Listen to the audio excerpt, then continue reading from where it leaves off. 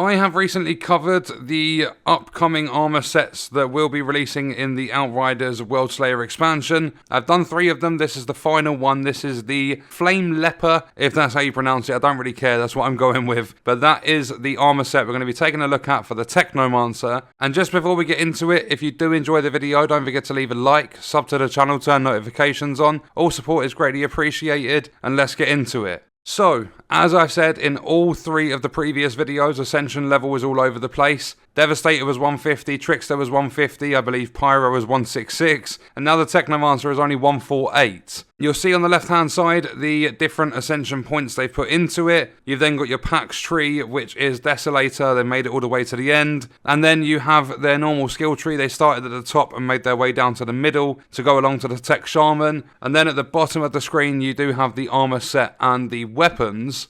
So, jumping into this armor set, the individual items, they released a poll, and I think it was along the lines of which armor set are you most hyped for, and the Techno one got the most votes. So I'm going to be trying to look through this to see why people are so excited about this one over the others. But starting off with the headpiece, nearly 120k armor, anomaly power, cooldown reduction and status power as the attributes. The 3-piece bonus, inflicting toxic on an enemy 3 times, transforms the status into Blight Fire, which deals more damage over time. Then for the mods, you have 3 on these pieces as well. You've got Focused Discharge, you've got Radical Therapy, and then you've got Breath In. I don't know if that's supposed to be breathe in, but it is spelt breath in. Fixing Wave, reduces the skill's cooldown by 20% and applies weakness to enemies in a 10-meter radius. You'll also see with Radical Therapy, you deal 15% more damage against enemies afflicted by Toxic. Then you've got Focused Discharge for the Blighted Turret.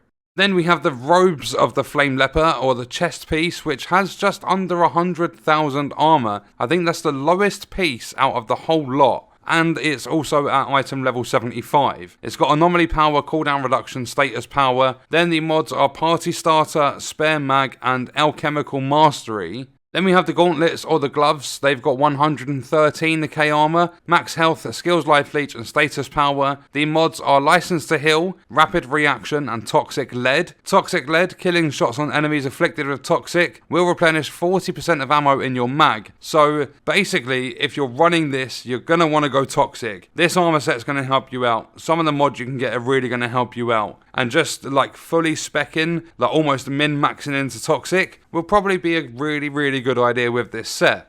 And then the final piece of the armor, we have the boots. They've got just under 117,000 armor, max health, skills life leech, cooldown reduction. You've then got Bad Medicine, Toxic Piercer, and Aura of Force. Aura of Force critical shots grant 216,000 anomaly power to you and your allies for 5 seconds. And that's a tier 2 mod as well. And then if you have a look at Toxic Piercer, the effectiveness of Toxic is increased by 10%, the bonus is equal to 100% of your resistance piercing.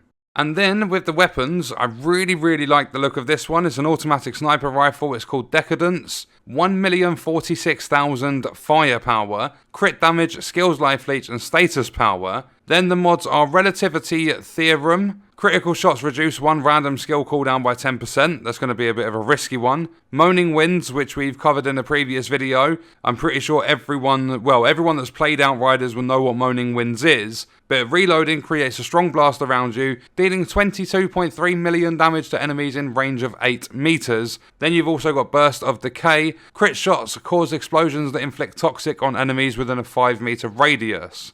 And then we have Death Escape, an assault rifle, legendary rarity, 861,000 firepower, crit damage, skills life leech and healing received. The attributes on these, I'm pretty sure they're all static. I don't think you can get anything in Outriders to drop with dynamic attributes. Although I'm not entirely sure, I can't remember because I haven't played the game for such a long time. I believe with the mods at least on the armor, you had one mod that was always static, no matter how many times you got that piece to drop. But if we take a look at the mods, we've got Stigmatized, we have Damage Link, and we have Grand Opening. Landing a hit with the first bullet in a mag creates a powerful explosion, dealing 9.3 million damage in a 5-meter radius. So if you have something like Moaning Winds and Grand Opening, you're going to be landing a hit, the first bullet in a mag is going to create an explosion, then you're going to create a blast when you reload. So some of the combinations players are going to put together should be really good in this Worldslayer expansion. And the more I look into it, the more armor and like weapons I see, I'm actually getting a little bit more excited just because of the gear. And what we're going to do is leave that video there. That was the Technomancer's Flame Leper armor set and a couple of weapons they've showcased with it. Let me know your thoughts and stuff about it in the comments, and I'll see you in the next one. I hope you guys enjoyed it.